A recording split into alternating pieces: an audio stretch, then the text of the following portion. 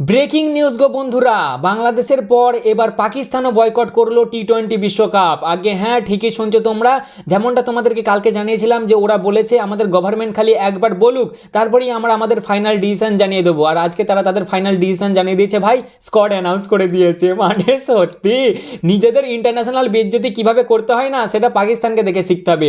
আর আমার তো বেশি হাসি পাচ্ছে ভাই বাংলাদেশের কথা ভেবে।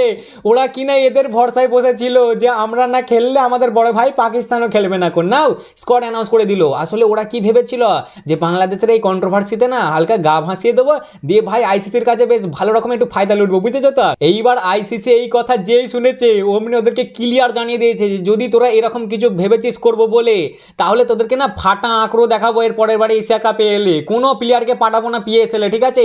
আর তোদের সাথে কাউরের কোনো রকম বায়োলেটার সিরিজ হবে না। যে এই খবর শুনেছে অমনি তো লঙ্কা লেবু মাথায় উঠে গেছে। দেখো আজকে স্কোয়াড অ্যানাউন্স করে দিয়েছে, মানে সত্যি ভাই।